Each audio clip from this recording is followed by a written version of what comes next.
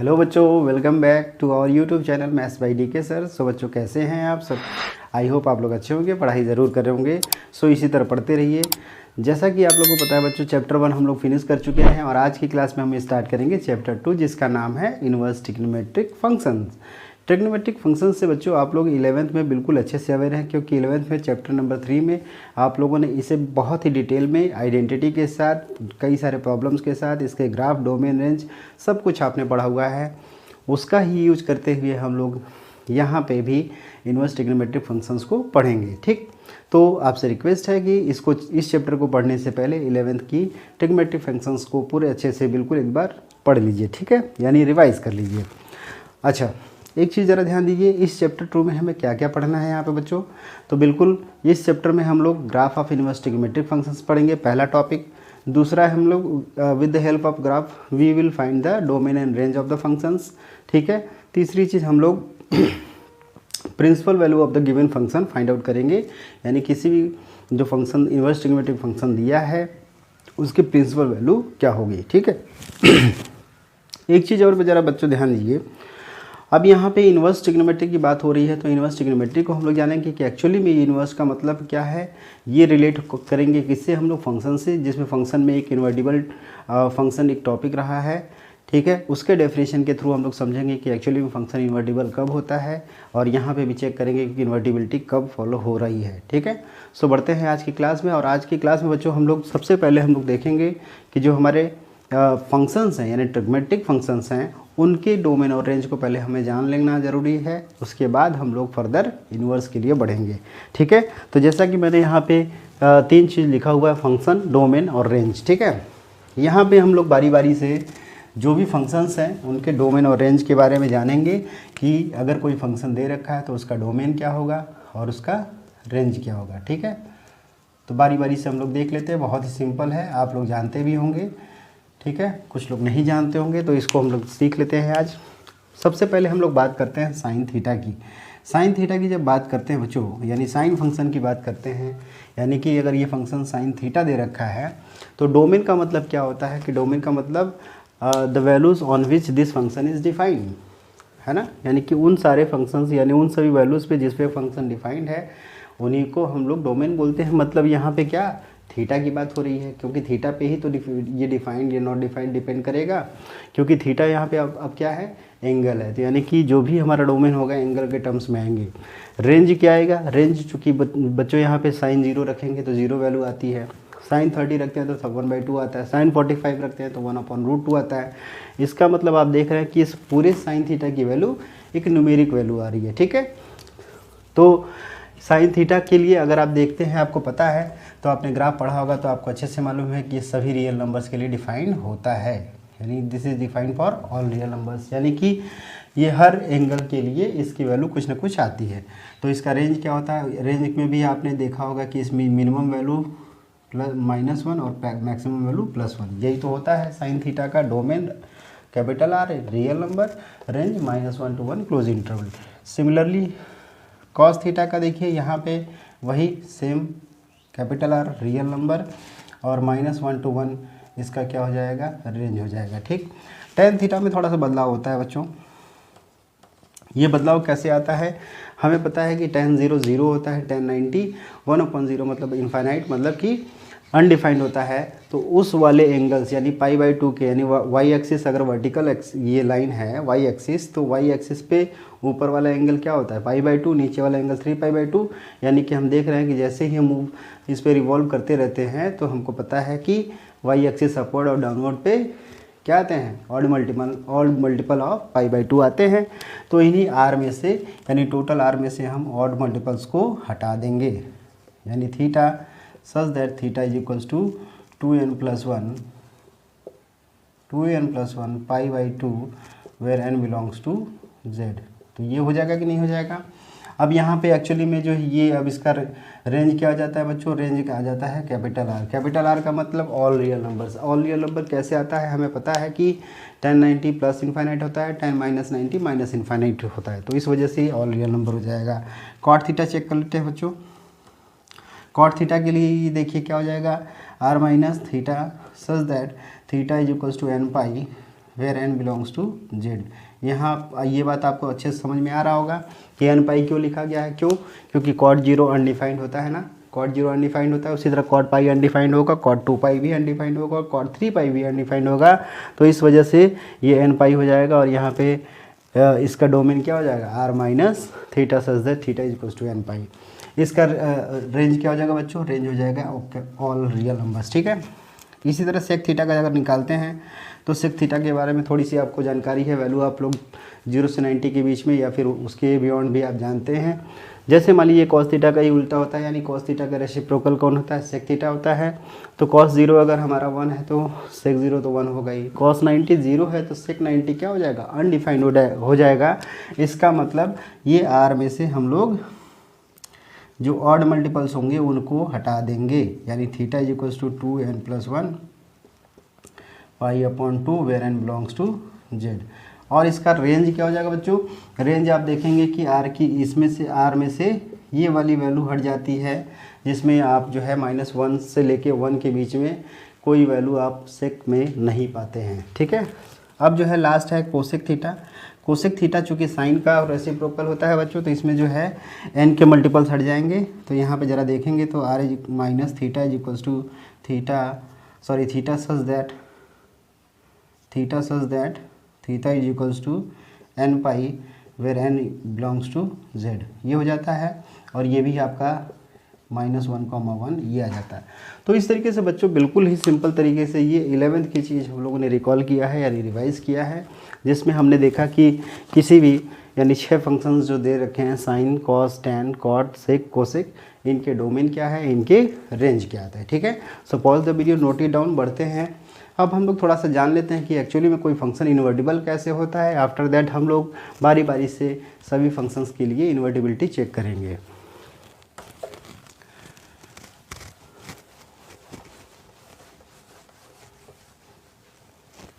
अब देखिए बच्चों, इन्वर्टिबल फंक्शन की अगर बात हो रही है तो इन्वर्टिबल फंक्शन का डेफिनेशन क्या होता है। सिंपल सी ये बात है कि एक तो ये हम लोग जानते हैं,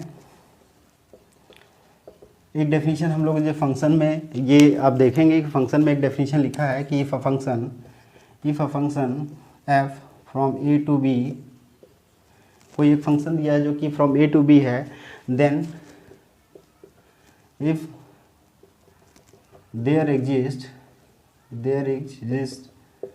a function g such that g from b to a, then g is known as inverse of f, ठीक है। तो एक्चुअली में देखिए बच्चों क्या है, ये कहने का मतलब यही है कि अगर कोई function A to B defined है तो उसी के लिए इस रिस्पेक्ट में अगर कोई ऐसा फंक्शन एग्जिस्ट करे कि कोई ऐसा फंक्शन एग्जिस्ट करे जो बी टू ए डिफाइंड होता है, तो ऐसे फंक्शन को हम इन्वर्स ऑफ एफ बोलते हैं। अब एक्चुअली में ये दोनों फंक्शन एक दूसरे की क्या है, इन्वर्टिबल है, यानी inverse of f is equals to g, inverse of g is equals to f. ये ऐसा कैसे होता है, आपने पढ़ा ही होगा कि अगर फंक्शन मान लीजिए ए टू बी है तो ये यहाँ से डिफाइंड है और ये कह रहा है यहाँ से डिफाइंड है, इसका मतलब ये दोनों ही फंक्शन आपस में क्या है, इन्वर्टिबल है।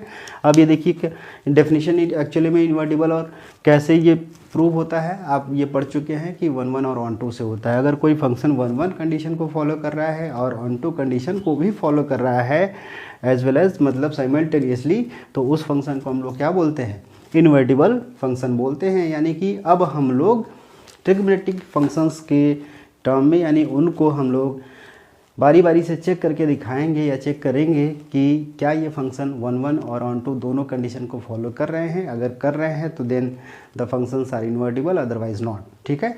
सो इस डेफिनेशन को आप नोट कर लीजिए, pause the video, note it down. अब हम लोग एक साइन के लिए चेक करते हैं।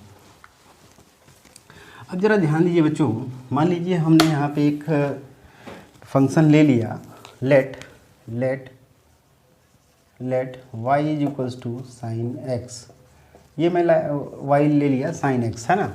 साइन एक्स का ग्राफ आपको अच्छे से मालूम है, इसको हम लोग फटाफट बना लेते हैं। एक्चुअली में ये फंक्शन कैसा है, y is equals to sine x, trigonometric function दे रखा है। इसका ग्राफ अगर आप बनाएंगे तो आपको अच्छे से इसका ग्राफ याद होगा। यहाँ पे हमारा y है, मतलब ये साइन x डिनोट होगा, ये y equals to sine x है, इस पे x डिनोट होगा, ये 0 होता है, ये नेगेटिव x एक्सिस है और ये नेगेटिव y एक्सिस है ना, ये नेगेटिव y एक्सिस है, ये पॉजिटिव x एक्सिस है, ये नेगेटिव x एक्सिस है, यानी x डैश इसको बोलते हैं, ये y डैश होता है। ठीक, अब जरा ध्यान दीजिए बच्चों, x एक्सिस चूँकि यहाँ पे x क्या है, एंगल है, थीटा है, यानी थीटा यहाँ पे रेडियन में यानी कि एंगल में या डिग्री में, डिग्री या रेडियन के फॉर्म में यहाँ पे रिप्रेजेंट करेंगे, और y एक्सिस यानी पूरा साइन x क्या है, न्यूमेरिक वैल्यू है, तो न्यूमेरिक वैल्यू रिप्रेजेंट करेगा। और आपको पता है कि इसकी मैक्सिमम वैल्यू +1 होता है और मिनिमम वैल्यू -1 होता है, ये मालूम है आपको। अच्छा, अब जरा ध्यान दीजिए, इसको कुछ इंटरवल्स में हम लोग एंगल लिख लेते हैं। यहाँ मान लीजिए π/2 आप लिख लेते हैं, यहाँ पे पाई लिख लेते हैं, यहाँ पे 3π/2 लिख लेते हैं और यहाँ पे 2π लिख लेते हैं। ठीक है, इतना आप बना लीजिए, 2π लिख लीजिए एंड सो ऑन आगे हो जाएगा। इसी तरीके से यहाँ पे -π/2 लिख लीजिए, -π लिख लीजिए, -3π/2 लिख लीजिए और इसके आगे थोड़ा सा और बढ़ा लीजिए, इसको -2π। ठीक, अब ये सारे एंगल्स हो गए बच्चों। इसको अगर आपको ग्राफ आता है तो आप इन्वर्टिबिलिटी को सीखने के लिए ये बहुत हेल्पफुल रहेगा। देखिए कैसे, अब जरा इसका ग्राफ प्लॉट करते हैं। हमें पता है कि साइन 0 की वैल्यू क्या होती है बच्चों, 0 होती है ना, साइन 0 की वैल्यू 0 होता है। ठीक, साइन π/2 की वैल्यू बिल्कुल +1 होता है, यहाँ पे आएगा। ठीक है, ये +1 हो गया। साइन पाई की वैल्यू 0 होती है ना, साइन पाई की वैल्यू 0 होगा। साइन 3π/2 90 -1 होता है, ये नीचे आ जाएगा। ठीक है, और यहाँ पे वैल्यू 0 आ जाएगा। उसी तरीके से अब यहाँ पे साइन -π/2 माइनस थीटा क्या होता है, माइनस साइन थीटा होता है। ठीक है, यहाँ पे 0 आ जाएगा। साइन -π की वैल्यू साइन माइनस थीटा यानी साइन 180 की वैल्यू 0 हो जाएगी। साइन 3π/2 निगेटिव में है। ठीक है, तो ये अगेन हमारा क्या हो जाएगा, माइनस माइनस, यानी इसका वैल्यू तो -1 होता है लेकिन माइनस साइन लगा है तो इस वजह से क्या हो जाएगा, ये पॉजिटिव हो जाएगा, तो +1 आ जाएगा। अगेन -2π पे 0 आ जाएगा। क्या सभी को हम लोग मिला सकते हैं, यानी जितने भी डॉट्स दिख रहे हैं। अब देखिए ये स्ट्रेट लाइन के फॉर्म में नहीं मिलेगा क्योंकि हर जगह पे ये वैल्यू डिफाइंड है ना, यहाँ पे भी वैल्यू मिलेगा, यहाँ भी मिलेगा, यहाँ भी मिलेगा, यहाँ भी, उसी तरह हर जगह डिफाइंड है। तो इस वजह से ये जो ग्राफ मिलता है ये कर्व मिलता है ना, ये ग्राफ मिलेगा बच्चों, कैसा मिलेगा, स्ट्रेट लाइन नहीं बल्कि कर्व जैसा ग्राफ मिलेगा। तो ये आप लोग ग्राफ जानते ही होंगे कि ये किसका ग्राफ है बच्चों, ये साइन x का ग्राफ है ना। तो ये मिल गया आपको साइन x का। तो ये ग्राफ बच्चों आपको साइन x का ग्राफ मिल गया। अब हमें सोचना ये है कि एक्चुअली में ये साइन x को हमें चेक करना है कि क्या ये इन्वर्टिबल फंक्शन होगा या नहीं होगा। इन्वर्टिबल होने के लिए कंडीशन अभी हमने बताया आपको कि फंक्शन 1 होना चाहिए और ऑन टू होना चाहिए। ज़रा ध्यान दीजिए, अगर फंक्शन 1 के लिए अगर चेक करिए क्या ये 1 हो पाएगा या नहीं हो पाएगा। आप ज़रा देखिए कि ये जो वैल्यू है, मान लीजिए यहाँ पे अगर कोई वैल्यू लेते हैं तो सेम वैल्यू यहाँ पे मिलेगा कि नहीं मिलेगा, यही मिलेगा ना। उसी तरह जो वैल्यू यहाँ मिल रहा है वही सेम वैल्यू यहाँ मिल रहा है, उसी तरह जो वैल्यू यहाँ मिल रहा है। मतलब ऐसे ही इनफाइनाइट नंबर ऑफ पॉइंट्स हैं जहाँ पे वैल्यू सेम मिलेंगे। तब तो ये फंक्शन तो 1 तो हुआ नहीं, क्योंकि ये तो मिनी 1 हो गया, क्योंकि दो डिफरेंट एलिमेंट्स यानी इस एलिमेंट पे यानी इस एंगल पे और इस एंगल पे दोनों पे इमेज सेम है, तो ये फंक्शन कैसा होगा, मिनी 1 हो जाएगा। ठीक है, तो इसका मतलब ये तो इन्वर्टिबल हुआ नहीं। अब बात आती है कि इन्वर्टिबल होने के लिए यहाँ पे थोड़े से रेस्ट्रिक्शन लगाने पड़ते हैं। इन्वर्स ट्रिग्नोमेट्रिक फंक्शन की अगर बात कर रहे हैं तो इसका मतलब इस फंक्शन में हम लोग थोड़े से रेस्ट्रिक्शन लगाएंगे। किस में, इसके डोमेन में, यानी कि x में। x में अगर हम लोग रेस्ट्रिक्शन लगा देते तो ये फंक्शन हमारा इन्वर्टिबल बन जाएगा। देखिए कैसे करेंगे हम लोग, बहुत ही सिंपल तरीके से समझेंगे, बहुत ही ध्यान से समझिएगा क्योंकि ये समझना बहुत ज़रूरी है। अब ज़रा ध्यान दीजिए बच्चों, अगर मैंने ये कहा कि अगर कोई फंक्शन ये दिया है तो इन्वर्टिबल कैसे होगा। ठीक, अगर मैं इसके इंटरवल्स को कुछ इस तरीके से ऐसे डिवाइड कर दूं, डिवाइड कर देता हूं मैं, ये डिवाइड कर दिया और उसी तरीके से यहाँ से भी डिवाइड कर दिया। तो अगर आप इस इंटरवल में चेक करिए, इस इंटरवल में आपको चेक करना है ना, इस इंटरवल में, ये रीजन में आप चेक करिए। ये रीजन केवल मैं बता रहा हूँ, इस रीजन में आपको चेक करना है कि फंक्शन 1 होगा या ऑन टू होगा या दोनों होगा। चेक करिए ज़रा, क्या आपके पास यहाँ पे डोमेन यानी कि -π/2 से π/2 है तो हर जगह वैल्यू यहाँ पे देखिए वैल्यू डिफरेंट है, यहाँ वैल्यू डिफरेंट है, यहाँ वैल्यू डिफरेंट है, यहाँ डिफरेंट है, यहाँ डिफरेंट है, यहाँ डिफरेंट है। उसी तरीके से यहाँ देखिए यहाँ डिफरेंट वैल्यू है, यहाँ डिफरेंट वैल्यू है, यहाँ डिफरेंट वैल्यू है, यहाँ डिफरेंट वैल्यू, यहाँ डिफरेंट, मतलब हर जगह देख रहे हैं कि सारे पॉइंट्स पे, यानी इस डोमेन में सारे पॉइंट्स पे इस फंक्शंस के वैल्यू अलग अलग हैं। इसका मतलब ये 1 1 फॉलो कर रहा है। तो इस तरीके से ये फंक्शन कैसा हो गया बच्चों, 1 1 तो हो गया। अब आती है बात ऑनटू की। ऑनटू क्या बोलता है कि ऑनटू ये बोला जाता है कि यानी कि सेट बी में जो एलिमेंट्स हैं सबके लिए क्या होना चाहिए, प्री इमेज एग्जिस्ट करना चाहिए, तभी वो ऑनटू कहलाएगा। तो ध्यान दीजिए कि अगर एक्चुअली में ये ऑनटू का मतलब इस पूरे की वैल्यू वही तो इमेज है ना। क्या -1 से लेके +1 के लिए, -1 से लेके +1 के लिए क्या यहाँ पे सबके लिए कुछ ना कुछ प्री इमेज एग्जिस्ट कर रहा है या नहीं कर रहा है, बिल्कुल कर रहा है। आप -1 से 1 के लिए अगर देखेंगे, मान लीजिए कोई वैल्यू मिल रहा है, जैसे मान लीजिए यहाँ पे कुछ वैल्यू मिल रहा है, यहाँ पे 0 पॉइंट समथिंग मिल रहा है, यहाँ पे 0.5 मिल रहा होगा, यहाँ पे 0.7 मिल रहा होगा, यहाँ पे कुछ और मिल रहा होगा। तो क्या सभी वैल्यूज़ के लिए कुछ ना कुछ एंगल एग्जिस्ट कर रहा है कि नहीं कर रहा है। तो यानी ये फंक्शन कैसा हो गया, ये फंक्शन 1 1 हो गया और ऑन टू भी एंड ऑन टू बोथ दोनों हो गया ना। तो अब ये फंक्शन कैसा हो जाएगा, इन्वर्टिबल हो जाएगा with in the restriction of this interval, मतलब इस इंटरवल में। अब उसी तरीके सिमिलरली अगर आप इस इंटरवल को आगे अगर देखेंगे तो इस इंटरवल के बीच में ये किस में होगा, यहाँ पे इन्वर्टिबल होगा। उसी तरह इसमें देखेंगे तो यहाँ ये इंटरवल जो बनेगा इसमें कैसा बनेगा, इन्वर्टिबल, यानी कि इस वाले इंटरवल में, इस वाले इंटरवल में ये इन्वर्टिबल होगा। अब यहाँ पे इस वाले इंटरवल में इन्वर्टिबल होगा। ठीक है, तो फंक्शंस हमारे इन्वर्टिबल तो मिल गया, रेस्ट्रिक्शन हमने डोमेन पे लगाया तो इन्वर्टिबल मिल गया। अब एक्चुअली में जो है हम यूज किसको करेंगे, तो यहाँ पे ढेर सारे वैल्यू इंटरवल्स ऐसे मिलेंगे जहाँ पे ये फंक्शन इन्वर्टिबल होगा।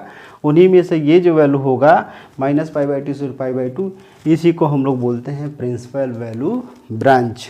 इसी ब्रांच को हम लोग क्या बोलेंगे, यानी इसी ब्रांच को हम बोलते हैं principal value branch. Is it clear. इसी ब्रांच को हम लोग क्या बोलते हैं कि वैसे तो हमारे पास इनफाइनाइट नंबर ऑफ इंटरवल्स मिलेंगे जिसके बीच में ये फंक्शन इन्वर्टिबल होगा, but we have to select only one ना। तो इस वन को, यानी ये वाले वैल्यू जो होता है, यानी -π/2 से π/2, यही वैल्यू क्या, ये ब्रांच क्या कहलाता है, प्रिंसिपल वैल्यू ब्रांच कहलाता है। अब जो भी हमें फाइंड आउट करना है सोल्यूशन फंक्शंस के, वो इस ब्रांच के अंतर्गत ही हमें फाइंड करना है। ठीक है, तो हम लोग समझ चुके हैं कि किस तरीके से फंक्शन इन्वर्टिबल हुआ। अब इन्वर्स का ग्राफ ड्रॉ करना है तो आप क्या करेंगे, जस्ट क्या कर देंगे, इसको इन्वर्ट कर देंगे। मतलब ये एक्स एक्सिस आपका वर्टिकल बन जाएगा और वाई एक्सिस हॉरिजॉन्टल बन जाएगा। मतलब -1 to 1 जो हमारा प्लस वाई एक्सिस पे दिख रहा है वो एक्स एक्सिस पे आ जाएगा। एंगल्स जो हमारे इस एक्सिस पे दिख रहे हैं वो वर्टिकल एक्सिस पे आ जाएंगे। तो इस तरीके से हमारा फंक्शन इन्वर्टिबल प्रूफ हो चुका है। अच्छा, अब ज़रा देखिए इस इन्वर्टिबल के लिए क्या हम लोग डोमेन और रेंज लिख सकते हैं, बिल्कुल लिख सकते हैं। अब इस इन्वर्टिबल के लिए हम लोग ज़रा डोमेन रेंज लिख लें। तो इसके लिए हम लोग यहाँ पे लिख लेते हैं डोमेन क्या होगा बच्चों, क्या आप लोग बता सकते हैं डोमेन क्या होगा, बिल्कुल अच्छे से आप लोग समझ गए होंगे इस समय। डोमेन का मतलब जिसमें फंक्शन डिफाइंड है, तो यानी जिसमें फंक्शन इन्वर्टिबल है, इसी में तो इन्वर्टिबल है, यानी -π/2 से π/2 के बीच में। अब जरा ध्यान दीजिए, एक बात और समझिए, ये तो इंटरवल हुआ ना। अब एक्चुअली में जब फंक्शन इन्वर्टिबल होगा तो क्या हम लोग उसको ऐसे ही लिखेंगे, बिल्कुल नहीं। इसको हम लोग कैसे लिखेंगे, ये हमारा इन्वर्टिबल जो फंक्शन होता है उसको हम लोग लिखते हैं sin y = sin inverse x के फॉर्म में। ठीक है, इसके फॉर्म में लिखा जाएगा। ठीक है, ये बात समझ में आ रहा है, यानी कि sin इनवर्स ऑफ x लिखेंगे। अब यहाँ पे x क्या काम करेगा, अब यहाँ पे x करेगा न्यूमेरिकल वैल्यू, और पूरी वैल्यू क्या मिलेगी, एंगल मिलेगा। एंगल आपका या तो डिग्री में होगा या तो पाई में होगा, यानी रेडियंस में होंगे। हटा, तो इस तरीके से ये अब जो है इन्वर्स फंक्शन के लिए x हमारा न्यूमेरिकल वैल्यू होगा और पूरा फंक्शन का वैल्यू जो होगा वो रेडियन या डिग्री यानी एंगल की वैल्यू होगी। तो इस तरीके से डोमेन इसके लिए इन्वर्स फंक्शन के लिए डोमेन क्या हो जाएगा बच्चों, अब यहाँ न्यूमेरिकल वैल्यू है, तो जो आपको पता ही है कि यही हमारा डोमेन, यानी कि यही एक्स एक्सिस पे आ जाएगा ना, तो यही डोमेन बन जाएगा। तो डोमेन क्या हो जाएगा, -1 to 1 हो जाएगा कि नहीं हो जाएगा। रेंज क्या हो जाएगा बच्चों, अब देखिए, अब रेंज क्या होगा, आपको पता है कि ये जो वैल्यू है ये वाई एक्सिस पे आ रहा है, तो वही तो रेंज है ना। तो वही रेंज है, तो ये जो इंटरवल मिला -π/2 से π/2 यानी क्लोज इंटरवल, क्योंकि यहाँ पे भी वैल्यू एग्जिस्ट कर रहा है, यहाँ भी वैल्यू एग्जिस्ट कर रहा है, क्लोज इंटरवल, यहाँ पे डार्क सर्कल होगा, तो इस वजह से यहाँ पे क्या हो जाएगा, -π/2 to π/2 क्लोज इंटरवल इसका रेंज हो जाएगा। तो ये डोमेन हो गया और ये रेंज हो गया किसका, ये y = sin inverse x function का, यानी y = sin इनवर्स x के लिए डोमेन और रेंज क्या आ गए, -1, और रेंज क्या आ गया, -π/2 to π/2 close interval. So pause the video, note it down. बढ़ते हैं हम लोग अगले फंक्शन यानी cos x में। ये देखिए बच्चों, जानना बहुत ज़रूरी होता है ना, इसको सीख जाएंगे तो आप किसी भी क्वेश्चन को अच्छे से कर सकते हैं। आपको बेसिक आइडिया होना चाहिए इस चीज़ का कि एक्चुअली में ये इन्वर्टिबल कैसे हो रहा है, इनके डोमेन रेंज क्या है, ये सारी चीज़ें आपको मालूम होना चाहिए। अब देखिए बच्चों, ज़रा हम लोग देखते हैं y = cos x का ग्राफ क्या होता है। cos x का ग्राफ मैं फटाफट बना दे रहा हूँ, आप लोग ग्राफ जानते ही होंगे।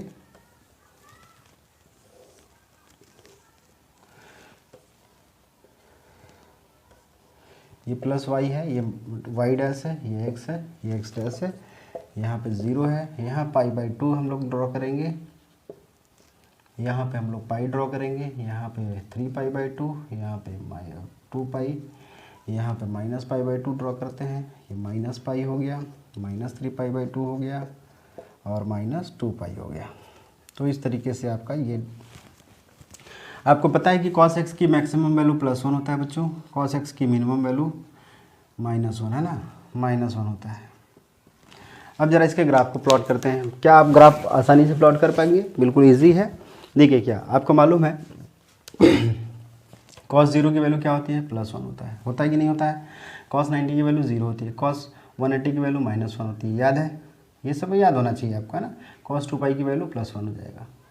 उसी तरह cos 90 की -90 की वैल्यू बिल्कुल cos -θ बराबर cos θ, और यहाँ पे cos 90 0 हो जाएगा। यहाँ पे -1 बिल्कुल -1 आएगा, यहाँ पे +1 बिल्कुल +1 ही आएगा, और यहाँ पे अगेन 0 आ जाएगा।